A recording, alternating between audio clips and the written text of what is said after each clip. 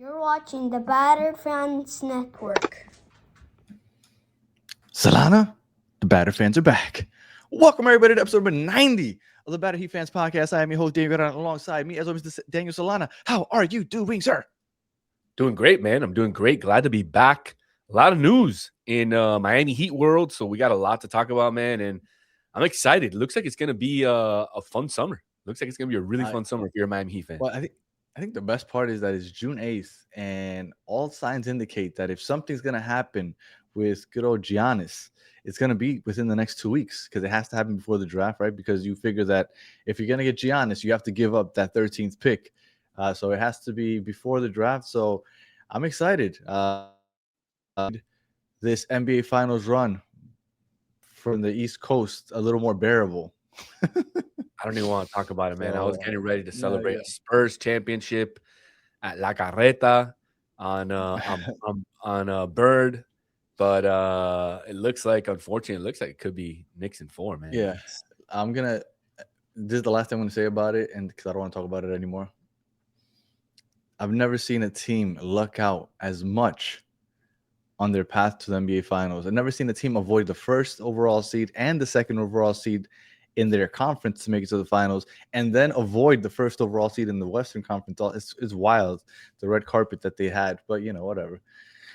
If I was them, I wouldn't complain about it, right? Like, fuck it. If we win the championship, we win the championship. I don't care who we played. So, I mean, I don't expect them to be like, but yeah, had damn, we won the championship out, in the man. bubble, in the bubble, we would have been going crazy. So, right. Look, so, like, I can't fault the fans. They got to be happy about what they're witnessing, what they're seeing, and right. yeah, man, it's not what I expected from the NBA this season. I thought it was going to be somebody else, but sometimes when you get on a run, and we've seen it before with the Heat, you're just clicking at all cylinders, and that's what's happening right now. Well, and I think it also doubles down, just to come back to the Heat, is all you need is one or two pieces and you have a chance because the East is that weak. Like, there's only two true top teams, and it's the Pistons and the Celtics. That's it. Like, nobody's like, even if the Knicks win and they win, like, what is it, like 15 in a row to finish the playoffs or whatever it is, nobody's looking at them next year like, wow, how are we gonna? We have to build a team to beat the Knicks. Like, nobody's thinking that way because the Knicks just got on a cute little run, but like they don't. They at no point do like a dominant team. Like, when you looked at them when they were down 2-1 to the Atlanta Hawks, everybody was trashing them. Look, I know a lot of Knicks fans. Knicks fans were like, "This team's horrible. Blow it up. We don't want Karl Anthony Towns." So that's what people were saying just a month and a half ago. So nobody's thinking about the Knicks like this. So if we get Giannis, all of a sudden, I think the Heat shoot right up to like, hey, we can make it to the NBA Finals because the East is very, very weak. Now, I know that it's going to get stronger with the Pacers, with Halliburton coming back, and now they have like a top. They have some type of lottery pick. I don't even know where they're picking. But the reason we're on here, Giannis, all signs point to him coming to Miami. The rumors are out there. There's people that are not associated with the Heat or with the Bucks that are saying it sounds like he's coming to Miami. And then over the last couple of days, you see pictures being rotated around social media that he is in Miami. Now it's for apparently the World Cup or something, but things are starting to heat up. No pun intended. How are you feeling? And do you think the fact that he's in Miami right now really does? Because I feel like that's what I got a little excited and then I had to bring myself back down. Does that matter to you that he's in Miami at all? Not really. He could be down here for a number of different things, but I'll tell you this, Danny. I'm excited because everything so far that we've heard since the season finished has been about Giannis coming to Miami, Miami being his preferred destination, Miami being the only team so far that we've heard that he will sign an extension with if he's traded. So those are the different things that get me excited for Giannis coming to Miami. The fact that he's here, yeah, he could be looking for a house, but he could be doing a million different things. And I don't think it really matters that he's in Miami. I think what matters is what we're hearing about all the other people who cover the NBA a little bit more in depth than we do. And like you mentioned, there's people who cover the league who are not linked to the Heat, who are not linked to the Bucks, who are also saying that Giannis is a favorite to come to Miami. I haven't checked yet the betting odds of him coming to Miami. I'll do that quickly. But yeah, man, I think it's basically a done deal.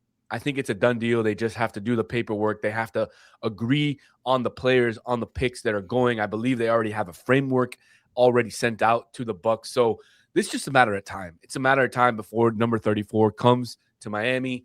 And it's going to be a fun season next year, Danny, especially if it's Giannis and Bam on this team.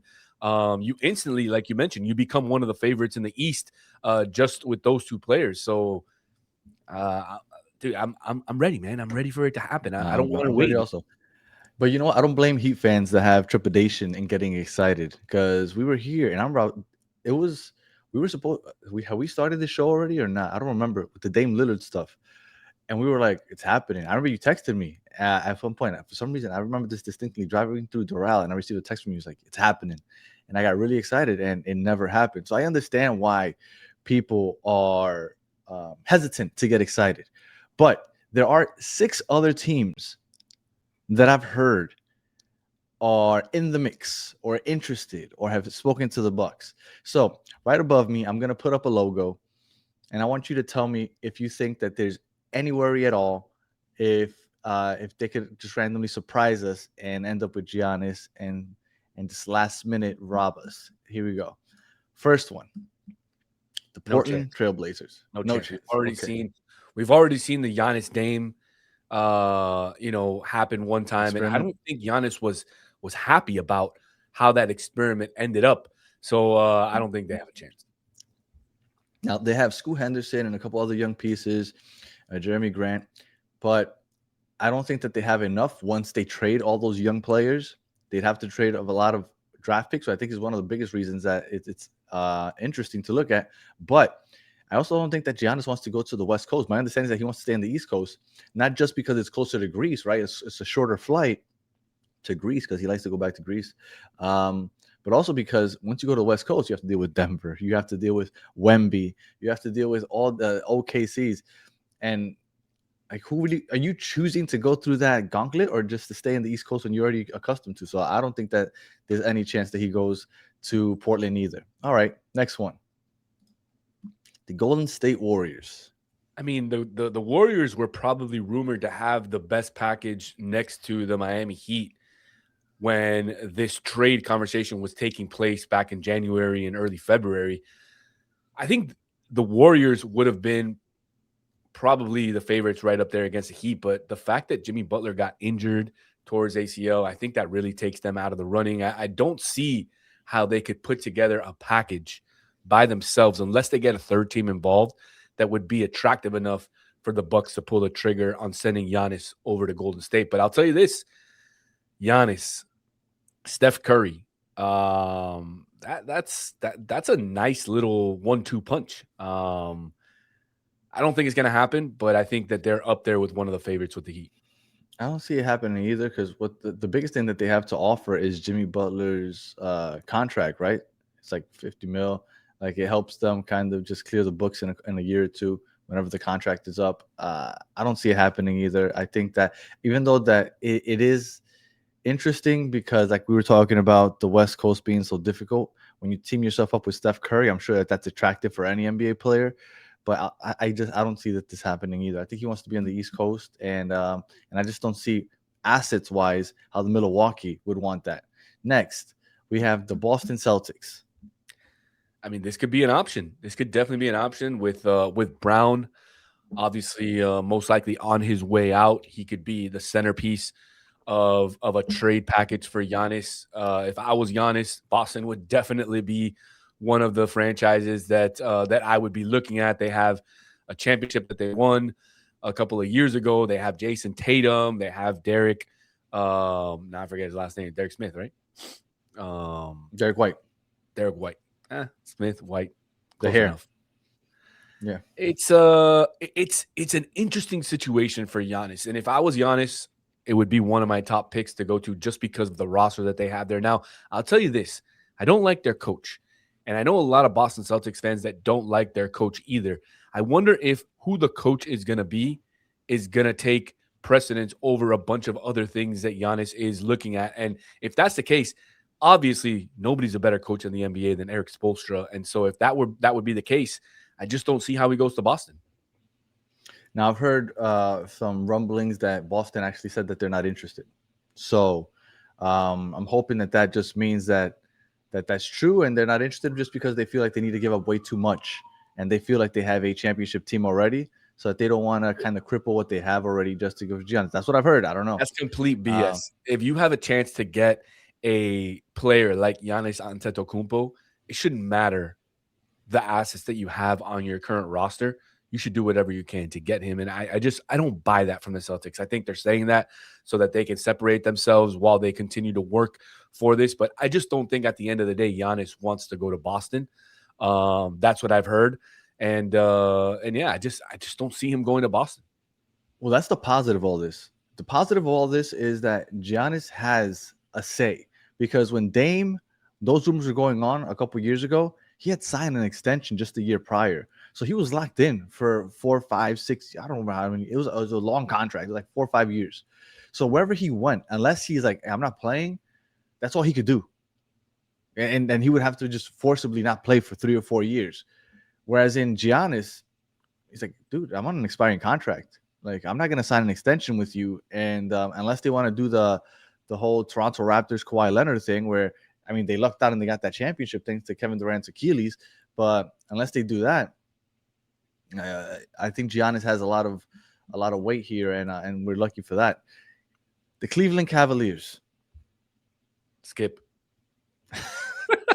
He's not going to Cleveland. All right, No I agree. chance. He's not. No Even chance. though they could trade Jared Allen. They have a couple pieces to trade, but yeah, he's not going to go to Cleveland. All right. The Brooklyn Nets. No chance either. Now, although they have probably the most haul of picks, and that they can could make offer him it like extremely interesting. If you're the Milwaukee Bucks and you're gonna absolutely blow it up and you want to start from scratch, this is your trade partner. Unfortunately, for the Milwaukee Bucks, like you mentioned, Giannis has all the power in his hands. And I don't see him choosing to go to Brooklyn with the history that they have there. Obviously, nobody knows this team, this franchise better than you, Danny. I just don't see it. I also don't see it, although they do, like you said, trade package wise, they could offer the next 10 drafts, whether it be picks or swaps. They have an abundance of draft capital, but he said that he wanted to go to New York last year, but that was to the Knicks last summer. Does he want to go to the city that bad? Because if he does, then maybe he wants to, but I think that he wants to compete, and you're not competing with this roster. This roster is one of the worst in the NBA by far, and the fact that there's no new draft lottery system, they're not going to be any better anytime soon, especially if they're giving up draft capital. So Giannis and Michael Porter Jr., I don't think that's enough to do any damage in the Eastern Conference. So no, I don't think, although they have the most draft capital, I don't think so. And then the final team, which is the team that I believe is the one that worries me the most, the Orlando Magic. Don't tell me you're buying into all that hype of their new coach and him being his friend and all that. Look, man, here's the way I look at Orlando. The only way that you can trade for Giannis is you're either getting rid of both the Wagner brothers and somebody else, or you're trading Paolo Banchero. And if you trade Paolo Banchero and you bring in Giannis and put him into that, I still don't think the Magic are that much better than where they are today. I just don't see it. They still need shooting for sure. That's their weakness. They don't have shooting, and Giannis isn't going to help that. That's what I'm saying. So what you're going to stick with? You're going to stick with this guy you got last year, Bane, who wasn't a good player for the Orlando Magic. He was okay. Yeah, no, he wasn't worth all that draft capital. Right, the investment that they made into him is not worth it, and I just don't see it. Just because he was friends with this guy and all of a sudden he's going to be a coach, now he wants to. I mean, if that's what he's interested in, then this guy doesn't want to win championships. Well, the front office, I forget who it is. Somebody in the front office is the one that drafted him while he was in Milwaukee. Like, a lot of the front office for the Orlando Magic comes from Milwaukee. So he's familiar with all those people. So that's one thing. The other is, when you're talking about return, if you're talking about, they can send a draft pick. I forgot what draft pick the Orlando Magic have this year, but they can send a draft pick, maybe a draft swap, and then Banchero and Wagner, they weren't meshing last year. There's a lot of talk about how you're not going to be able to keep both of them because it's just not working out. So they might be willing to give one of those up. And if I'm the Milwaukee Bucks and I can give away Giannis and I could bring in a 22, 23-year-old all-star, which Banchero, by the way, I think he's going to be a decent player in this NBA. Maybe he won't lead you to a championship by himself, but I think he's a solid player. I think that's a great return. You think Banchero is and picks, because that's essentially what the Magic have. They don't really have much else. Is better than a package of Tyler Hero, Jaime Jaquez, Kel'el Ware, and picks? I just don't see it. Yes, I understand that Banchero is an all-star and he has a potential to continue to be an all-star. Is Banchero better than all the players you just mentioned? Yes, he's better than all of them. But yeah, but you're still getting a lot more assets out of the Heat with the draft you picks. would by just getting one guy, because the Heat are going to trade multiple first-round draft picks. What I think saves the Heat is Desmond Bane. If they wouldn't have traded so many picks for Desmond Bane last year, I think they would have all the picks to do it this year. Right, because they'd have Banchero and they'd have multiple picks to send their way. But they threw that all away on Desmond Bane for some reason. Even back then, last year, we were talking about, like, what the hell were they thinking? So that's what they did something right. They beat the Heat 6 times last year. Did we confirm that that's the first time that ever happens in NBA history? We have to look that up. Yet. We haven't confirmed it yet. All right, so now we move on to Miami. Like you said, Tyler Hero, Kel'el Ware, and somebody else. I would say 3 players and then like 3 or 4 draft picks. So before I go back to you, let me just say this real quick. I hear a lot of people talking about how this isn't enough. Like, this isn't enough to compete. What was the Heat's record last year? I can't remember off the top of my head. Not good. No, it was not. I'm looking it up right now. I'm looking it up right now for you. They were just right here. Right, so they were 43 and 39. Yep. Yeah. But when you look at that, they were 3 games out of the 5th seed. So if they didn't go on those horrible cold streaks where they were just losing game after game, I think it was like March and in December, they had a team that was decent enough to make the 5th, again, because the Eastern Conference is soft. So when you tell me about this team that was 3 games behind the 5th seed, and you tell me you're not gonna have Tyler Hero anymore, that's fine. We have Norman Powell. I felt like they were one and the same. Like, they're interchangeable. I don't think I like Tyler Hero. I'm not a Tyler Hero hater like a lot of people, but I think losing him, but bringing back Norman Powell, I don't feel like you lose a lot. Then Kel'el Ware, big man, that's great. Guess what? We're bringing a better big man in. Swap for swap. If I tell you I'm going to trade you Kel'el Ware for Giannis, straight up, are you saying no? Hell Absolutely no. not. Absolutely not. So are we losing a lot by losing Kel'el Ware? No, because we're just subbing him in for Giannis. So we're good there. And then the third person, Jovic. I've heard that name thrown around a lot. Jovic didn't play. And when he did, we were just frustrated with him. Are you really frustrated that we're going to lose Jovic? Now, the one player that does worry me is I don't want to lose Jaime. I think Jaime is a crucial piece. And again, I'm not going to say no Giannis if we have to trade Jaime. I'm not saying that. But Jaime is the one piece that I feel is necessary for the second unit. And I would love to be able to keep him. If we can keep Jaime and we can keep Pell, I think we're good. Because our second unit, those are the 2 pillars in our second unit. I agree. Even though Pell Larson was a starter for most of the year, and he did a great job as one of the starters when he was in the lineup, I agree. I mean, I'm not going to pull another Pat Riley where I'm not going to trade Kel'el Ware for Kevin Durant. Jaime. But I will tell you, right. But it was Kel'el Ware for Kevin Durant. Yeah. This would be a similar situation. I mean, for Giannis. But I will tell you this: looking back, and I know a lot of people were frustrated. Looking back, 12 months from now, when the Heat were involved in the Kevin Durant stakes, and obviously there was the Kel'el Ware, and then everybody got really mad when it didn't happen. Now, looking back 12 months, the Heat are in a much better position today than they were 12 months ago. Had they have gotten Kevin Durant, would they have won the championship last year? Probably not. They might be in the finals right now, man. Look at the sorry ass Knicks are in the finals right now. I don't know, man. But I'll tell you this. I'd much rather be in this position, and I'm glad that Pat Riley didn't give up Kel'el Ware for Kevin Durant, because then they wouldn't have this chance to get Giannis, who is much younger than Kevin Durant, who could Mhm. be here for a lot longer, impact the Miami Heat franchise a lot longer than what Kevin Durant would have possibly done. So I'm not mad that Pat Riley didn't trade Kelly Ware for Kevin Durant. I would be upset if he didn't trade Jaime for Giannis. I No, yeah, think he can't do that again. This uh, year I think he's going all in. he's got to. He's Yeah, got to.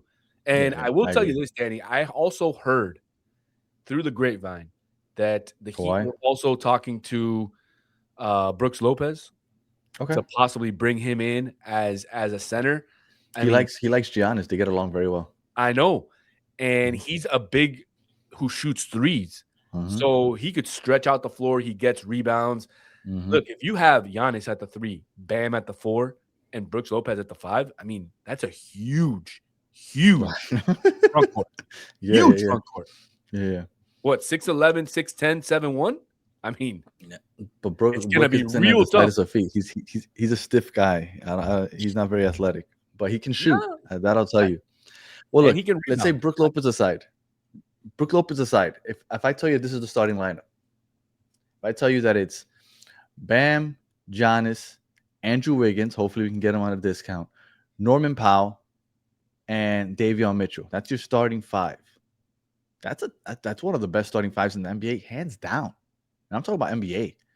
Now, when you talk about depth, if you can keep Jaime, which is the biggest question mark for me, because I would love to keep Jaime. Who else do we have on the bench that we You got wouldn't trade? Kasper Siakochonis. You'll have Pelle Casper Larsson. Shackers on his second year. Pelle Larson, I have a feeling he might end up having to go. If we keep Jaime, I think Pelle might leave. If we can keep Pelle and Jaime, I don't care what we lose. To me, I'm those are the curious. 2 pillars of the second unit, man. I'm curious to know what the listeners would do in this situation. If you have to get Giannis, you had to give up one of 2, Pelle or Jaime. Which one of the 2 do you give up? And I'll tell you this, I love Jaime, but Jaime is a lot older than Pelle Larsson. And by a lot, maybe a couple years, 3 years older. Yeah. And I really loved the development of Pelle Larsson's game last year.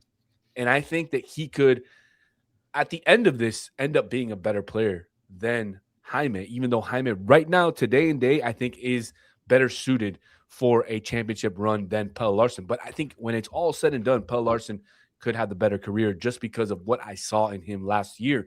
And if I had to make my choice, I would choose to keep Larsson over Jaquez. I don't think I would go that route, but okay. We still have Drew as a piece. He's a dog defensively. Could you imagine that defensive lineup? I know Norman Powell isn't great defensively. That I know, but he's not as bad as Tyler Hero either. You have Davion Mitchell. You have Andrew Wiggins. You have Bam Adebayo. You have Giannis. That's one hell of a defensive lineup right there.